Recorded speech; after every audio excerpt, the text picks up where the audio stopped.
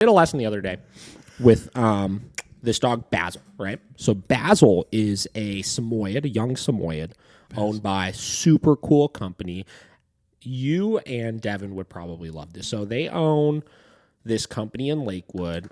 I can't remember the name of it, and I almost don't even want to try to butcher it. So I'm just going to say what kind of company the company is. Mm-hmm. There's a name for it, and I'm going to screw it up also. Okay. I'm just going to say like an anime collector's. Is it Doki Doki? Yes. Okay. You know them. Yeah, we went to Doki Doki before. Okay. All right. So Doki Doki. They own Doki Doki. They own Doki Doki. All right. Right? Cool, what is it? Is there a name for it? The stuff they do? Yeah, it's like a anime Japanese culture shop. Yeah, whatever. Super fun, really cool. Right? Yeah. I did a lesson at their house the other day, and I've never been to the store before. Yeah. But the inside of their house was just so cool. Like Yeah. just what I would imagine is what the store is like. Yeah. Right? Whatever. So they own this Samoyed, right? And they had a lot of shit going on the last couple of weeks. This dog did a board and train with us maybe a month ago, something like that. He's only been home for maybe 4 weeks. Okay. 4.5 weeks, something like that, right? And first week back home, they absolutely crushed it. Dog was doing so good. And he didn't have any like major issues or anything like that, right? Yeah. But a couple weeks after that, so like 2 weeks ago, their cat got like really sick and just absorbed 100% of their time. Right. So all of their attention was on this cat. Yeah. Right. So we did our first follow-up session the other day. First one back after, not seeing them for a few weeks. And I was just like, yeah, what's going on? What are we working on? They're like, honestly, like, we just haven't done anything the last few weeks. They're like, our attention has been on the cat. Like, we could tell, he's kind of regressing, and again, nothing major, but he's starting to get into things again and like counter surf and just like be slow in responding to commands and all those types of things. Right. And, obviously the session was to kind of get him back on track. Right. But here's the thing, right? This gets to a really interesting topic here because there are times when life is going to get in the way. That's my topic here I have. I said, when life gets in the way. Perfect. Right? Yeah. There's times when life is going to get in the way. There's times when your other pet gets ill and you need to put all of your attention onto them, right? There's times when one of you might get really sick. Mm-hmm. There's times when you might have a family emergency that comes up that takes you a month to get situated, right? There might be times that their business is just exploding with opportunity and they're working 15 hours a day over there, and unfortunately, the dogs kind of take a back seat, right?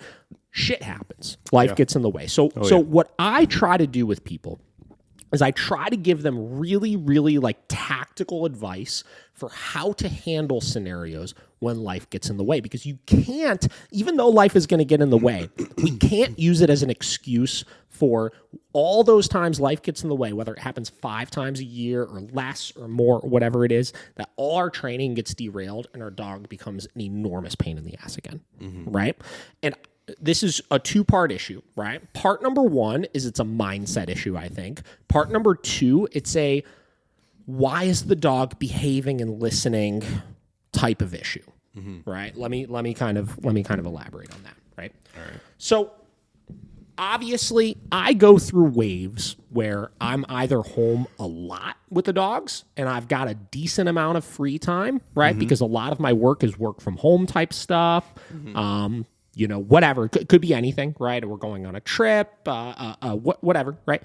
And I go through times where my weeks are so busy that I'm at the shop all day and I get home and the absolute last thing that I want to do with my dogs is do anything with them once I get home, right? Yeah.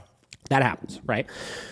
Now, if my dog's behavior or good behavior was contingent on me doing constant training with them, meaning you fall into the trap with them like 99% of people do, and 99% of trainers accidentally coach you to do, which is we micromanage every one of our dog's behavioral issues so they don't happen. So we don't let our dog rehearse counter surfing or getting things into the getting into things into the kitchen because we do bed stays all the time with them in the house, right? Our dogs aren't jumping on people because we're constantly keeping them in the crate when people come over.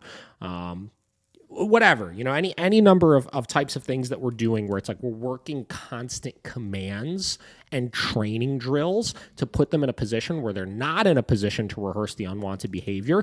If we're doing that, when life gets in the way and we don't have the mental capacity to be able to do all of those different drills and routines and stuff with our dog, it will fall apart.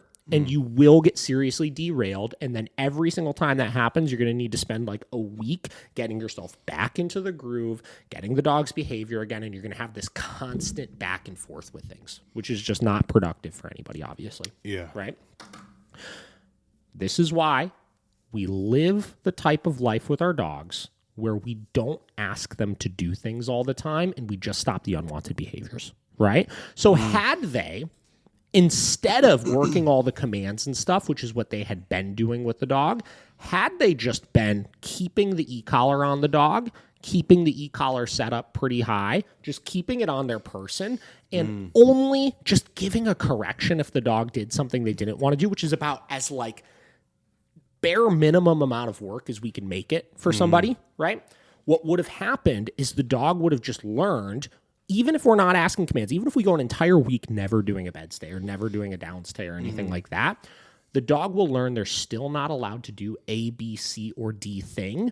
And because we're correcting for it consistently, those problem behaviors will go away altogether, where you could then go a week without doing anything with your dog, and your dog might not be doing commands or anything, but they're not doing anything wrong, where we're not having any sort of setbacks where they're learning bad habits again. Right? So that's kind of the mindset I try to get people to get into with this kind of stuff. And that's what I always live that way with my dogs, right? Where I literally will go weeks without asking them to do any sort of commands because they just don't do unwanted behavioral issues at this point. Yeah. And I don't need to stress myself with if I have a long day at work. I don't need to work on anything with them. I can come home and feel confident that even if I don't do anything with you today, you're not going to start jumping on my counters or getting into my trash can or barking out the window at things or any of that type of stuff, because we've stopped all that stuff long ago, where they just know it's not an option that's on the table.